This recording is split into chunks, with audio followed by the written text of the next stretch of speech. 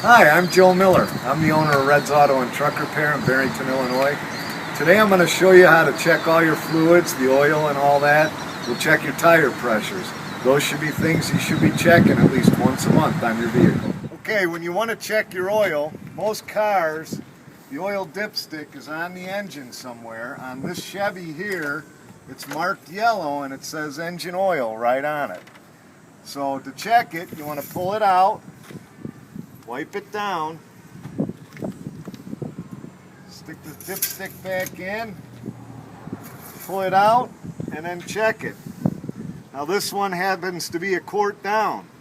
So you look at the add and the full mark, there's hash marks right there, and full is at the top, add is at the bottom. If you look, there's the add mark, and that's right where the oil was at, right there at the add mark. So we're going to put a quart of oil in this vehicle here. So the oil fill, it says right here, engine oil fill right on the top. So you want to take that cap off. We've got a quart of oil here. Just open it up. Sometimes you will need a funnel. This one, if you're quick, you know. So I think I can be quick today. And there we go. We just fill it up, you know, just let the oil drain right into it.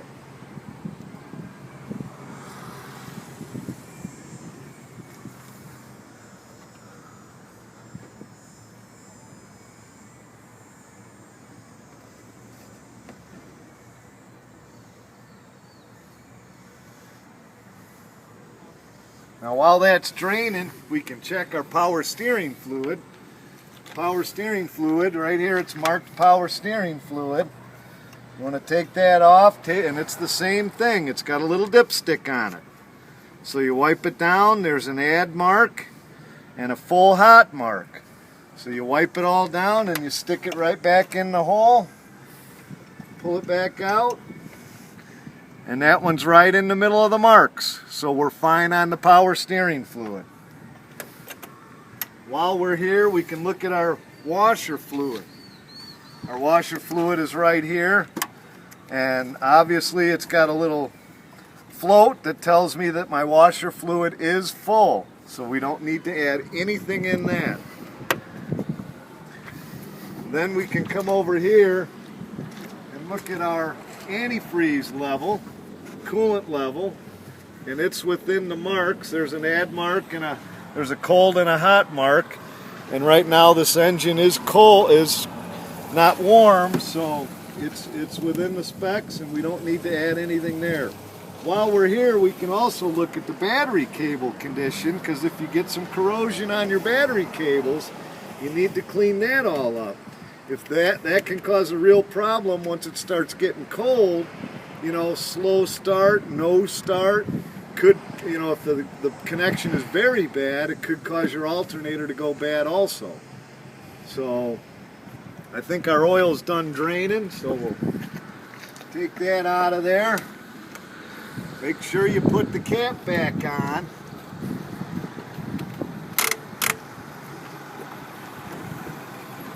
And then just to be safe, we'll check it one more time.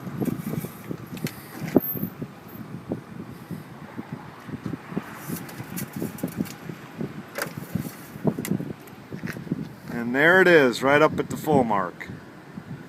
So we're good there. Now, you also should check your transmission fluid too. Now it's over here. It says transmission fluid right here. Now that you need to check with the engine running in park on a level surface. So we'll start the vehicle up and then we'll check our trans fluid.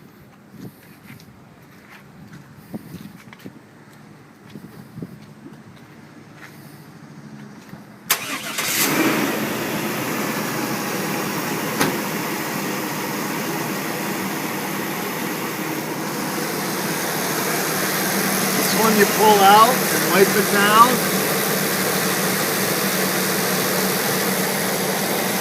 Wipe it all nice and clean. Stick it back in. All the way. Pull it out. And obviously it's full. It's got a add mark and a full mark. And we're right at the top of the full mark. So we're fine there. So that's how you check all your fluids. This is a standard Chevy. Most of the stuff is easy accessible. Some of the other vehicles you might have to look for your dipstick. You might have to, the stuff might not be out in the open. You may have to look for them, but they're all right there, easily accessible. That's stuff that you should check at least once a month. All the fluids, check the tire pressures and everything, and then you shouldn't have any problems with your car. Okay, now we're going to check the tire pressure on the vehicle. Now I've got a few different gauges here. This one only goes to 50. This one's for bigger vehicles. It'll go to 150. Different styles. You can get into dual wheels on this one. This is your standard one that you'll probably be using.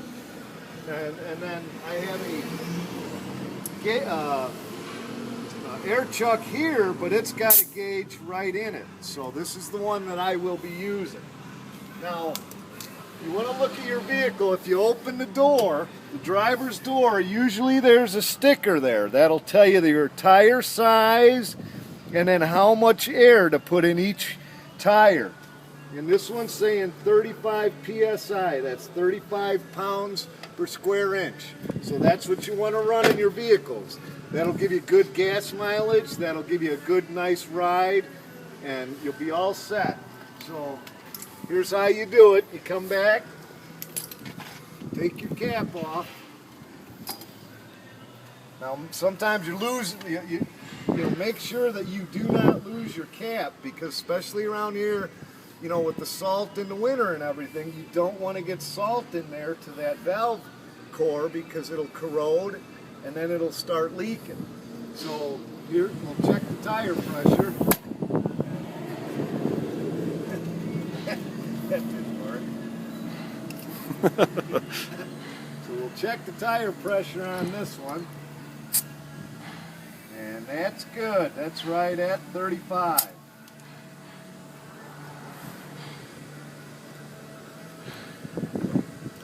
So we'll come over and check the other one.